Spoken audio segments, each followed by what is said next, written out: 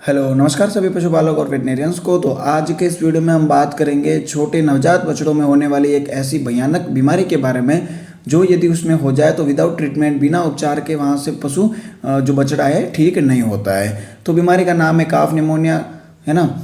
यह नवजात बछड़े बछड़ियों व पाडा पाडियों में 10 दिन से 4 माह तक की उम्र में होता है और यह उसके लिए बहुत ही घातक होता है। तो आज का इस वीडियो हमारा काफ निमोनिया के बारे में होने वाला है। इसका क्या कारण होता है, किस तरह के लक्षण हमें बछड़े में देखने को मिलते हैं, क्या इसका बचाव करना चाहिए और साथ ही क्या इसका उपचार करना चाहिए, इसी वीडियो में हम सभी जानकारी आपको इस वीडियो में देंगे।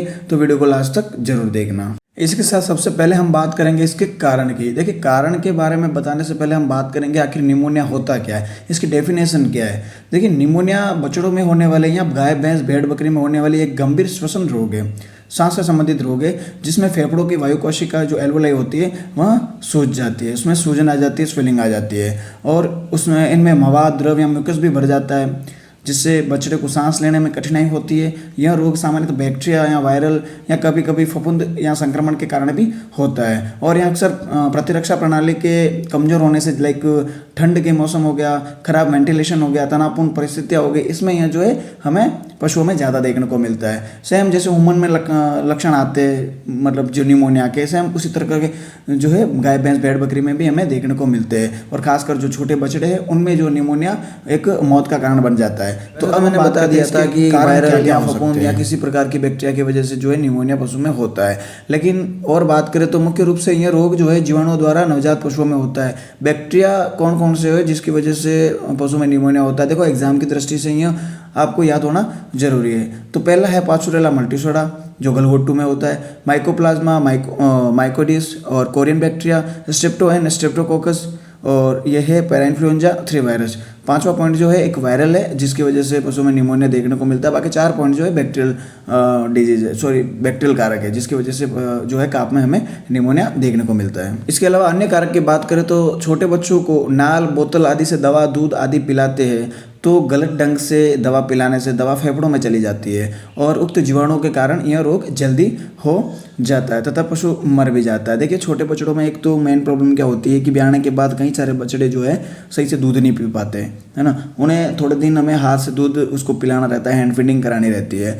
तो ऐसे में क्या होता है कि कई बार तो नाल से आप डायरेक्ट जो है उसके मुंह में डाल देते हैं, है ना, लाइक बाल्टी में डालते हो वैसे। लेकिन ऐसा उसको नहीं करना चाहिए। जिस तरीके से वो पी पाता है धीरे धीरे उसी तरीके से दूध को पिलाना चाहिए ताकि वो अपने उसके पेट में जाए, अदरवाइज वो उसके फेफड़ों में चला जाता है। तो थोड़ा बहुत ये ध्यान रखना चाहिए। फीडिंग हैंड फीडिंग जब भी कराते हैं बछड़े को तो आराम से धीरे धीरे जो है धीरे धीरे करके आप 3 बार दूध पिला दें, या फिर एक ही बार में पिलाना चाहते हो तो स्लोली एकदम धीरे धीरे पिलाए, जैसे जैसे वो निगलता जाए उस हिसाब से आप डालते रहे, ऐसे उसके मुंह में भरे नहीं। तो इससे क्या है कि आप ज़बरदस्ती उसको पिलाते हैं तो वो क्या है कि फेफड़ों में चला जाता है, बाद में निमोनिया का कारण बनता है और निमोनिया बहुत ही घातक रहता है उनके लिए। वहाँ से पशु बच नहीं पाता है, श्वसन में बहुत दिक्कत होती है, वहाँ से मर जाता है। तो एक बात आपको ध्यान रखनी है, छोटे बछड़े हो, बड़ी गाय भैंस हो, किसी को भी अगर नाल आप दे रहे हैं तो थोड़ी सावधानी आपको जरूर रखनी है। ज़्यादा मुंह ऊपर नहीं करना है और साथ में जीभ उसकी पशु की नहीं पकड़नी है, ये आपको थोड़ी सावधानी रखनी है। हम बात करेंगे इस प्रकार की बीमारी में क्या लक्षण हमें पशु में देखने को मिलते हैं। देखिए, लक्षण के बारे में बताने से पहले यदि आपने मेरे चैनल को अभी तक सब्सक्राइब नहीं किया है तो प्लीज़ सब्सक्राइब जरूर करें। साथ ही यदि आप मेरे पर्सनली व्हाट्सएप ग्रुप से जुड़ना चाहते हैं तो मैंने जो है अपने चैनल की प्लेलिस्ट में, जो चैनल है मेरा, उसके डिस्क्रिप्शन में मैंने अपने जो है व्हाट्सएप ग्रुप और चैनल की लिंक दे रखी है, तो दोनों से आप जरूर जुड़ जाए। चलिए, तो अब हम बात करते हैं इसके लक्षण की। काफ निमोनिया में हमें मोस्टली देखने को मिलेगा पशुओं में फीवर जो है, बुखार हमें देखने को मिलेगा।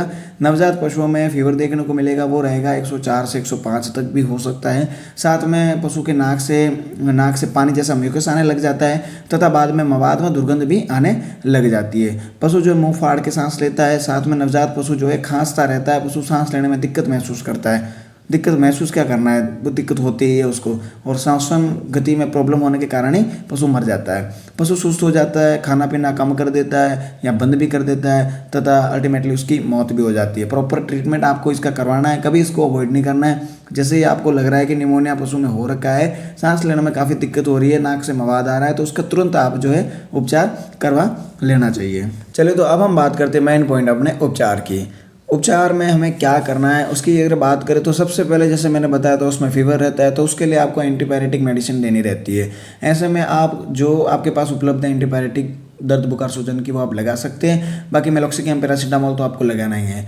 एंटीबायोटिक ड्रग आपको देनी रहती है जो कि gram positive gram negative bacteria को किल करने का कार्य करती है, जिससे कि जो भी बैक्टीरिया की वजह से पशु में जो है ये निमोनिया हुआ है तो उसको मार देती है और निमोनिया को ठीक करती है। तो इसके लिए आप पेनिसिलिन ग्रुप की कोई इंजेक्शन लगा सकते हैं। एम्पिसिलिन हो गया, पेनिसिलिन हो गया, ऑक्सीटेट्रासाइक्लिन लगा सकते हैं हैवी रूट से आप छोटे बछड़ों में।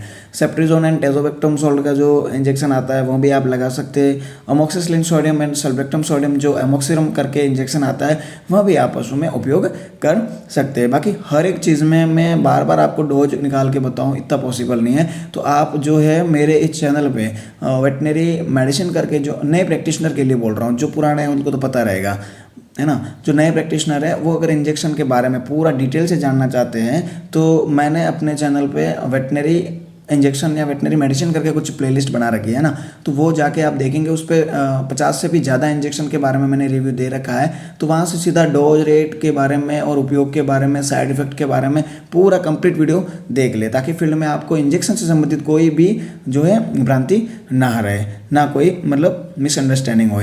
इसी के साथ आपको कॉर्टिकोस्टेरॉइड जरूर देना है। तो ऐसे में आप जैसे प्लूराइटिस हो जाता है पशु में, फेफड़ों में किसी प्रकार की सूजन हो जाती है, तो ऐसे में आपको सूजन को कम करने के लिए वैसे आप कॉर्टिकोस्टेरॉइड देना ही रहता है। तो ऐसे में आप प्रेडनिसोलोन दे सकते हैं, छोटे बछड़ों में दे सकते हैं प्रेडनिसोलोन। डेक्सामेथासोन का भी उपयोग कर सकते हैं और आइसोफ्लुपिरिडोन जो आता है, आइसोफ्लूट करके इंजेक्शन आता है, वो भी आप अपने पशु में लगा सकते हैं। एंटीहिस्टामिन का आपको एलर्जी को रोकने के लिए, नाक से एलर्जी जो रह रही है उसको रोकने के लिए एंटीहिस्टामिनिक इंजेक्शन का उपयोग करना है। इसके तौर पे आप क्लोरफेरामाइन मिलेट जो CPM इंजेक्शन आता है वहाँ भी उपयोग कर सकते हैं, और एविल जो आता है वहाँ भी आप पशु में उपयोग कर सकते हैं। तो फाइनली आपको ये वीडियो कैसा लगा कमेंट करके जरूर बताएं, और भी इस तरह के वीडियो देखने के लिए मेरे चैनल से जरूर जुड़े। साथ ही मैंने बता दिया था व्हाट्सएप ग्रुप से भी जरूर जुड़ना, ताकि आप जो है अपने पशुओं से रिलेटेड आप पर्सनली मेरे को कुछ बता सकते हैं। लाइक आपको किसी बीमारी से जानना है, बीमारी के बारे में जानना है, या फिर आपके शेड में जो पशु बीमार है उसका घरेलू उपचार अगर जानना है तो आप मेरे को पर्सनली व्हाट्सएप पर कॉन्टैक्ट कर सकते हैं। बहुत बहुत धन्यवाद। मिलते हैं किसी अन्य वीडियो में, तब तक के लिए बाय।